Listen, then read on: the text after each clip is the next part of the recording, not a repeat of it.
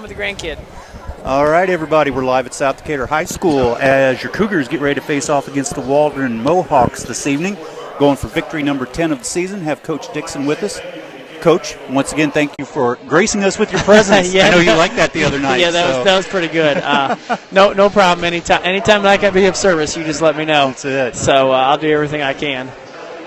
So first thing, one of the spark plugs that guy that makes plays that you never expect was out the other night, Kyle Johanningman. Is he back this evening? Yeah, he's back.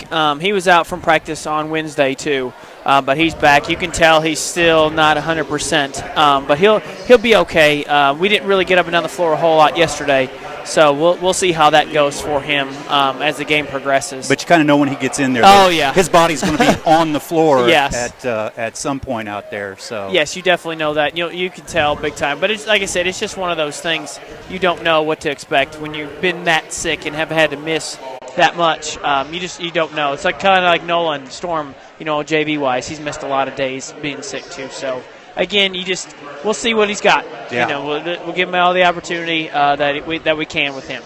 And for the people that weren't with us in the post game the other night, a guy like Nathan Benj, just a little bit about how he's developed over the past 2 years. Yeah. So, from this year right now to where he was last year, you wouldn't even think it's the same kid, really. If you saw him play, timidness, scared, didn't want to make it a move. He just kind of wanted to have everybody else make a move, and then he'd adjust after that. But overall, right now, I wish he'd play like this all the time. Yeah. If I wish he'd played like this last year, because he would have even been better this year. But again, those things happen. Sometimes it just takes a while. And I think they're starting to get to realize, hey, we only got about 5 games left. So we really got to get ready after it, because this is it. It's their senior year. So this is it. Yeah, 4 regular, including tonight, 4 regular season games, and then head into sectional and some big games. I mean, they're all big, but after tonight's game, you have Edinburgh. Next Friday night conference game, and then of course senior night against North Decatur. And there's a lot going on that night, too. Yeah, 7 basketball players, 6 cheerleaders, I don't know how many band members. There's a ton of things going on that, from what I've been told that night. So, and it's going to be crazy in here. It always is, because it's North. So, you don't know. And the tough thing about it is we do play the night before, but so does North. They play the night the same Friday, Saturday sort of situation. So it's one of those things. It's who's going to be ready. I know they've struggled a little bit here. They just lost a double overtime game on a last-second shot when they were down. They were up 2, and a kid hit a last-second shot.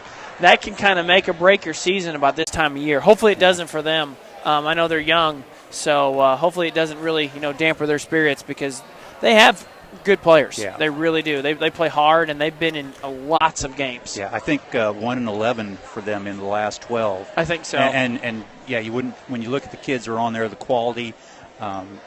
They are young, just like you were last year, right? And even more so, even though you had a lot of juniors on the team, from a development standpoint, what they had really been able to accomplish over the 2 years prior to that, and not to talk bad about your predecessor, but he had these kids in a pretty tough situation. Right, yeah, they were in a tough situation. The freedom you could kind of tell by playing the game was a little bit different. We watched some film, but, every coach has got their own systems. Yeah. So it takes a couple years to get out of that groove. This is the last group of kids that really actually played. I know Matt did some summer stuff with him before he left. So Matt's really like the last player to really play under that regime. So, again, you just don't know. Every kid's different. Every kid responds differently to different things. So, like I said, it's just one of those things. It's totally different philosophies. That's all we can leave it at. Yeah. 2 different style coaches. And you can tell the change over the past 2 years, though, in particular the fans that I talk to, about what, amazed at what these kids have been able to do and how much they've developed. Now, talking about development, I'm sure you take lots of opportunities to talk about the JV players, about what the next step ahead is for them. Yeah.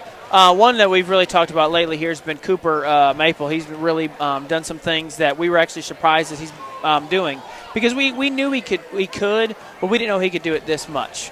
He's really progressed the last 4 or 5 games. just mentally knowing the game.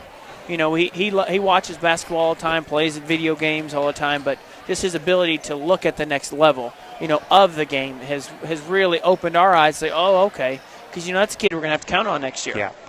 He's going to have to get it figured out. He's going to have to score. He's going to have to do things to where we need him to be ready. Mm-hmm. So that's always nice to see. And then as big as Trent is, his body size is just massive. He's in the weight room all the time lifting like crazy. So, there's some kids that we really need to step up even a little bit more than what they already are. Just because when you step on a varsity game, it's a totally different atmosphere than a JV game. Not even close. The difference in speed, too, as well. And do you think when they've seen a couple years of the system that's in place, does it help them in their mindset that, okay, if we listen, if we do the things that the coaching staff's telling us to do, we can be successful? Yeah, I think so, especially at practice. That's where you get it more, is at practice more so than you would in game-like situations. If they see it practice-wise and understand what they're doing, because, I'll coach a JV kid at practice too. Mm-hmm. And, they're all part of the program. And Coach Barber and Coach Agnew will say something to a varsity kid. So it's just one of those things. Yeah, they may be your coach when it comes game time, but when we're in practice, we're all your coaches. Right. So, but they do take it hard, and they like to compete a lot against the varsity. So we just got to, like I said, change things up a little bit. We got to do some things to where we can, get them more prepared game-wise, because some of their skill level isn't where we want it yet. But again, those things happen. You got to. That's why you have summers and lots of off-season stuff to get them ready, and we'll try our best. That's all we can say. And kind of looking ahead to that, are you going to have a similar plan for this summer? Yeah, we won't play as many games. That's for sure. The only reason why we played so many games, we had so many kids that were coming back. And the more games you play, the better off you're going to be. But we're going to do a lot more stuff here at the school. We'll still do some shootouts. We'll still go to a team camp, those sort of things. But we're going to really work on our skills this summer. We've got to really work on footwork, pick up our speed, our ability to move up and down the floor, because our feet are really slow. And we got to really, really work on our footwork this summer. So we've talked about a lot of things already. And, it's crazy to think you're not even done with your season, but you're already looking at summer and those sort of things. Oh, yeah. And I think that's just life in general. Mm-hmm. You do those things. You always look forward to when this is going to happen, when that's going to happen. So it's just part of it. And one of the things that makes high school sports special with these kids is they understand a year-round commitment. Yeah. And in basketball, any sport is. Basketball is, football is. And it doesn't matter what sports you're playing. It's the way that they've done high school now, it's all year round. Yeah. And you just gotta be ready for it. If you're not going to do it, then don't even bother showing up. Right. It's one of those kind of things. So you really, really got to understand this is a full thing. If you're going to play, you're going to play. If not, it's not, I'm going to come in the summer 1 week and then not show up. That just doesn't fly for me. Yeah. Because if you're going to play, you're going to be there in the summer. Right. That's when we really get to know who these kids are. So that's a huge improvement for us. And we had a few situations where we had some kids go on vacation and this and that, and I'll just leave it at that. Yeah. So, but things happen. But again, it's called changing the system. Yeah. So that's why we give them July. Yeah. So I know my wife hates me because she wants to do things in June, but she knows. Oh yeah. I'm very blessed. I married a very patient woman when it comes to that, so I'm very thankful. Not easy being a coach's wife. No, and dragging around a 3-year-old that hates the buzzer and getting ready to have another one. Yeah. So that doesn't help anything either. Yeah. Now tonight's game, I've been told that Waldron's gone through some personnel turmoil. They have. That would be a very, very tough situation to go through. I wouldn't want to do it as a coach, but those things happen. I've known Nate, last couple of years. He's a good coach. He's got those kids playing really, really hard. He's got some backups, playing. He's got some JV kids starting varsity that he never thought would start varsity. But they play hard. They shoot it really, really well.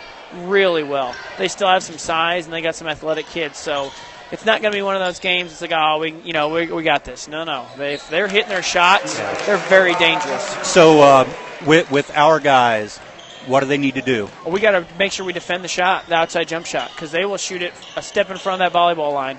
And I'm 3, 4, 5 feet behind the three-point line.